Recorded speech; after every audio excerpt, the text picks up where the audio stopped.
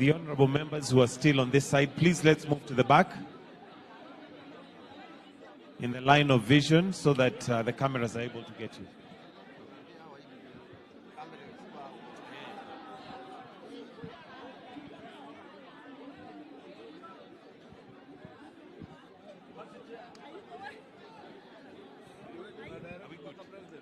You are ready? You are ready?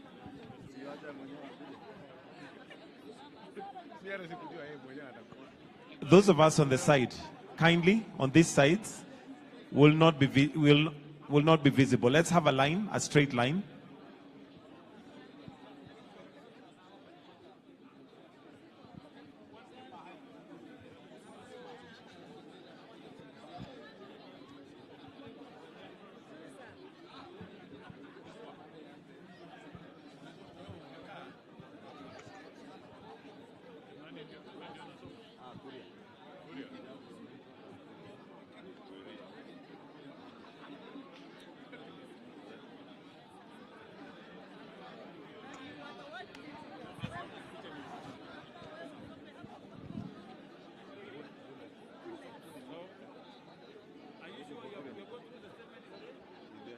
Some changes were made.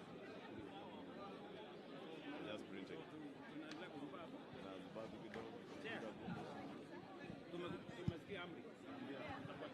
Anapea amri mpaka president. Party line.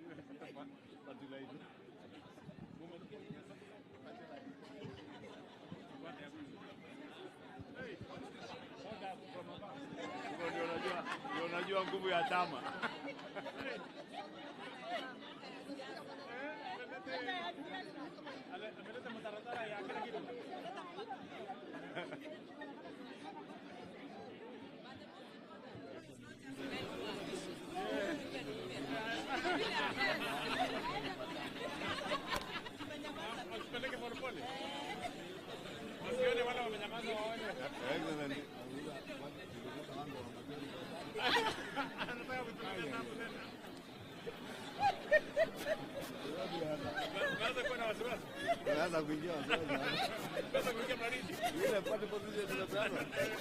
One, two, one, two, one, two, one, two.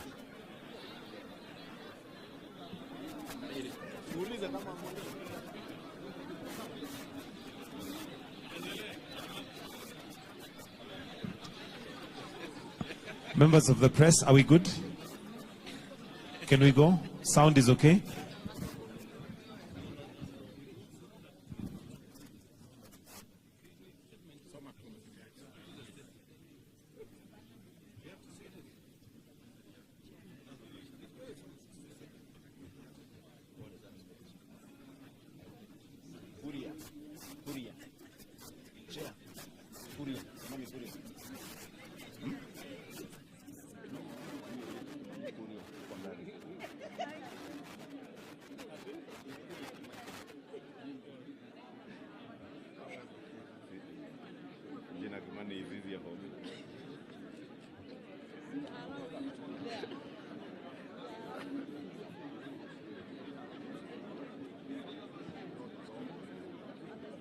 What we do, I think we move behind the bit, along the line.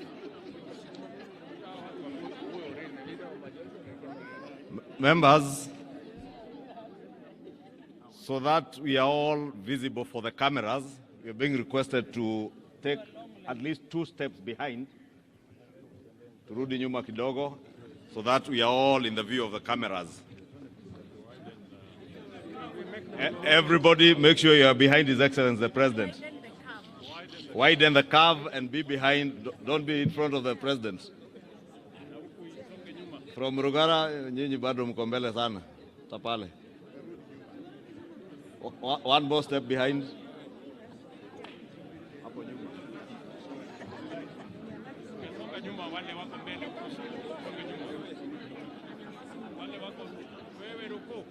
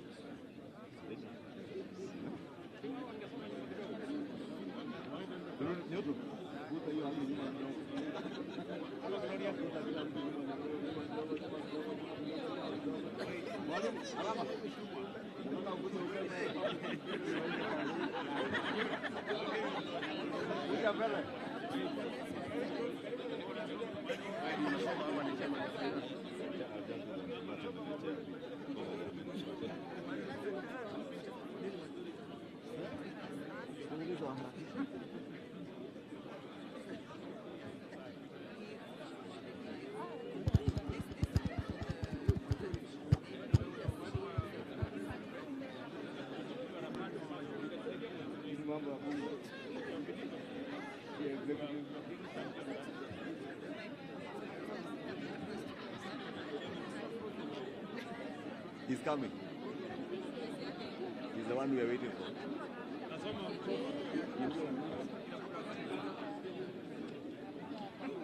So, what do you, Kimani?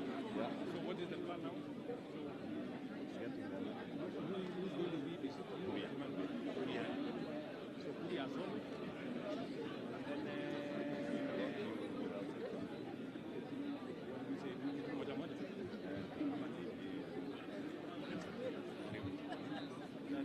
Introduce.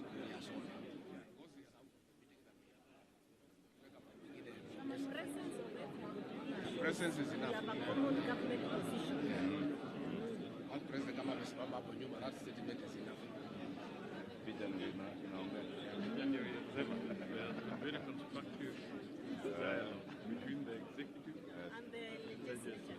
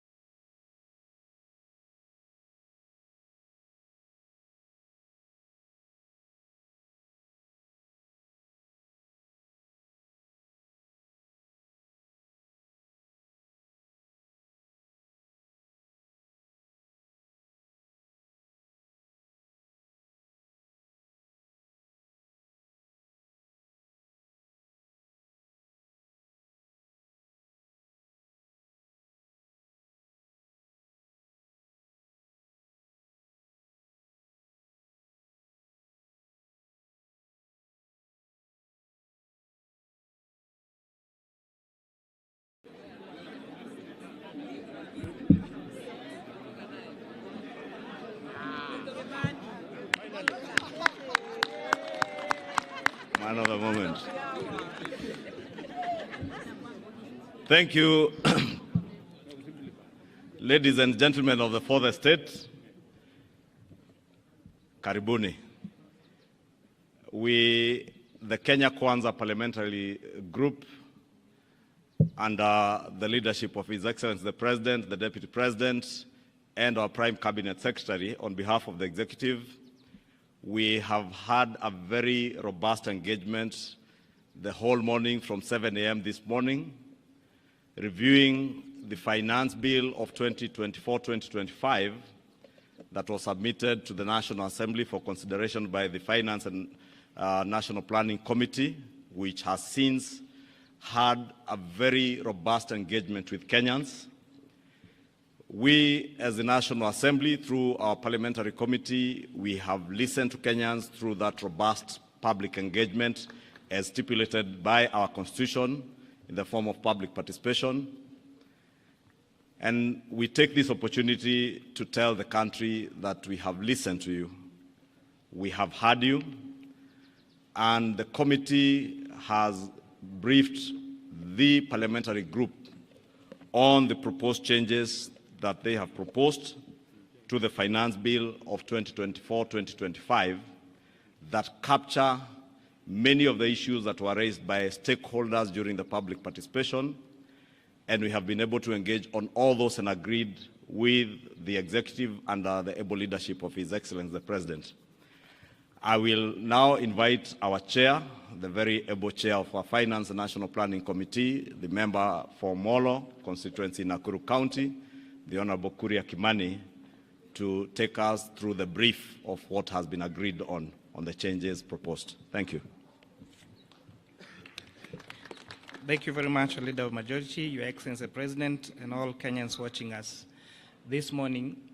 When we started the public participation in Finance Bill of 2024, we did make a promise that that public participation would not be an exercise in futility. We have listened to the view of Kenyans, and we are all in agreement that there are two things that we must do. One of them is that we need to protect Kenyans from increased cost of living, and therefore the proposed 16% VAT on bread has been dropped. To support, again, on reducing the cost of living, we are doing something about vegetable oil so that we do not make it expensive for Kenyans. Transfer of mobile services is a key concern to many Kenyans, and therefore, again, we have proposed that we do not have any increase on taxation or mobile phone transfer. We have seen in the recent past the proposals that you've made on statutory deductions on SHIF and housing levy has added a loan on especially on salaried Kenyans, and therefore we have proposed that those statutory deductions now be allowable to pay, so they will not pay an additional pay on those. We all agree that environment conservation is a key concern. The fact that you've had a drought and a few months of floods and our drainage clogs, we have agreed that we need to make a good decision about how to protect our environment. And that is what the wisdom on the introduction of eco-levy.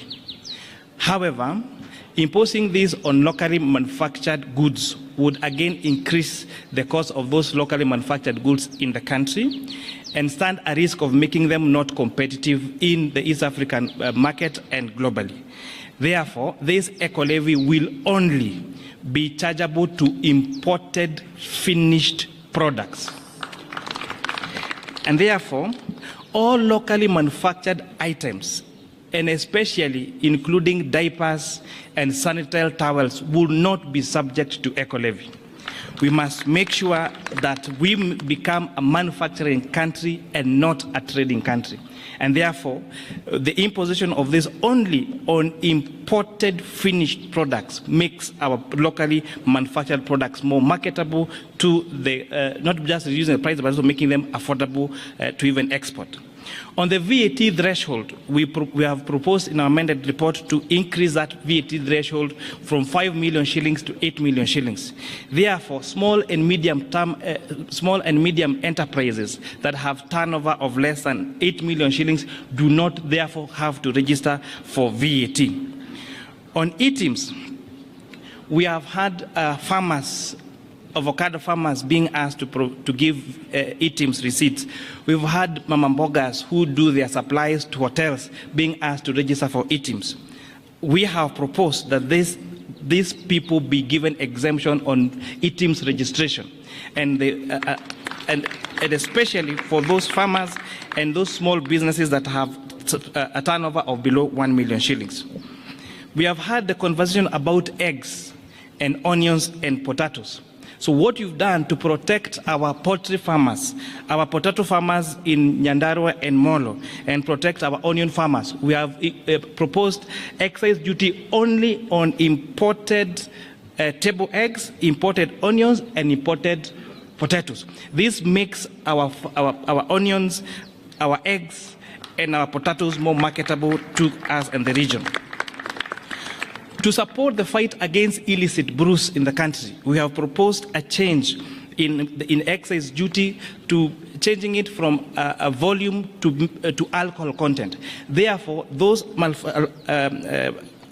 alcohol manufacturers that are producing alcohol of very high content will now be required to pay higher duty because based on the alcohol content, and those making alcohol of lower content now will pay less duty.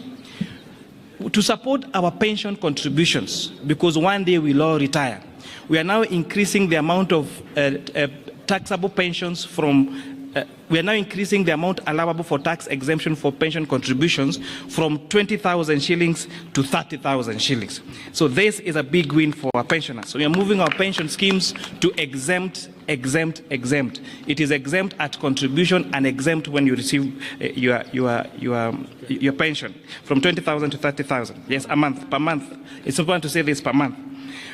We have also been appraised of the money that is allocated for junior secondary school to hire all the intern teachers into permanent and pensionable terms. And the number there is actually 46,000 shillings, 46,000 junior secondary school teachers, in addition to recruit an additional 20,000. Your Excellency, we are very happy that the proposals that were brought to the National Assembly and the ones that we are proposing to the House are two amended documents, because again I repeat, the exercise we did on public participation was not an exercise in futility. On motor vehicle tax, in as much as we agree that there is need to have money allocated to maintain our roads, and those people that are using our road more and causing TNA on our roads should contribute more to us fixing those roads, we have agreed that the motor vehicle tax cannot be amended through an income tax act, and also pegging it on insurance would cripple the insurance business and make it very difficult, especially for those Kenyans who take third-party insurance, and therefore that proposal has been dropped. Oh yes, sugar transportation. Yes, in addition, there was a concern about transportation of sugar from the milling factory to the farms, and therefore to the sugar cane, sorry.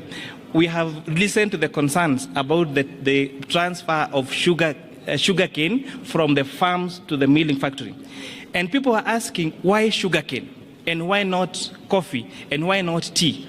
Sugarcane is very bulk, and therefore the largest cost in the processing of sugarcane is actually on transportation, unlike most other crops. And that is why we have recommended to remove VAT on transportation of sugarcane from the farms to the milling factories. For the mobile phone, I actually did mention that mobile phone transfer services has been, we have not increased that, it still retains at 15%. The concern about foreign exchange transactions, the concern about transfer in banks, that the status quo remain, no additional taxes have been increased on that particular sector. Thank you, Chairman Kuria. Members of the press, I think as you have heard from the changes that have been made to the proposals in the finance bill, which will be tabled this afternoon in the National Assembly, I think it's important to mention to members of the Parliament that there is absolutely no debate today. It's just the tabling of the report. Debate shall begin tomorrow morning, the whole of tomorrow, and continues to Thursday, and will allow time over the weekend for possible amendments from other members of Parliament. You may have realized from the amendments that we have done, there are a number of things that we intend to achieve. besides the raising of revenue, is also one to ensure that Kenyans have more disposable income.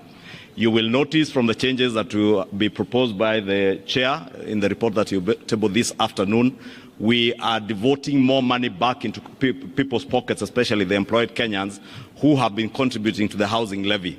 The housing levy has been proposed together with the Social Health Insurance Fund, the National Social Security Fund, and now the housing levy to be tax deductible. And that will ensure that what will be subjected to pay as you earn will be an amount less than what was there before. And therefore, more disposable income will be going to many employed Kenyans.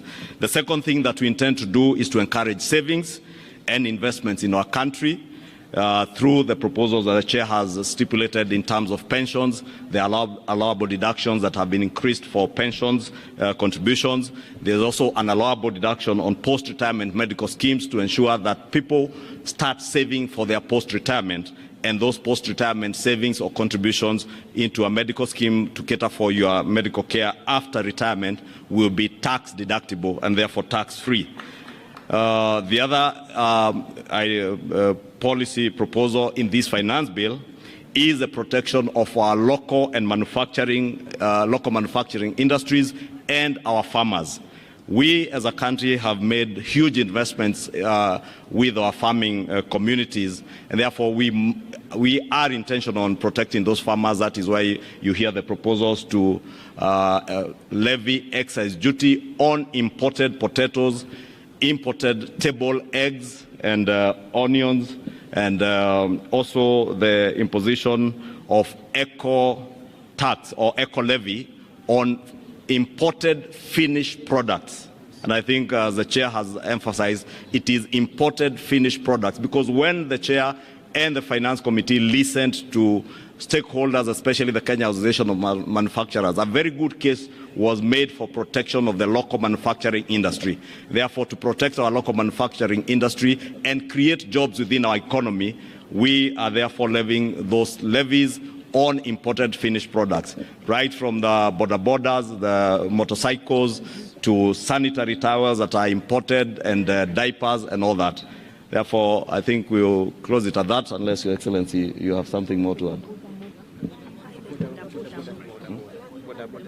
Okay. On the transport side, on border borders, there has been a concern about introduction of excess duty on motorcycles. Again, the decision that we made last year to incentivize local assembly of motorcycles have seen a lot of institutions set up local assembly of motorcycles here in Kenya. There is no reason why we must import a complete finished motorcycle from China. So we are putting excess duty on the one that is imported, but the ones that are made here locally, those are exempted. And it's also important to mention, to protect the vulnerable and those people at the bottom of the pyramid, the eco levy on tires has been exempted on motorcycles, on bicycles, and on wheelchairs, so that those people doing that business around the border sector will not, and even wheelbarrows, so that we don't increase. So there is no worry, there is not going to be increase in the price of wheelbarrow or motorcycles or tuk-tuks or bicycles. Thank you very much. Or mkokoteni. Asanteni, there is lunch. Karibuni lunch. I just want to argue because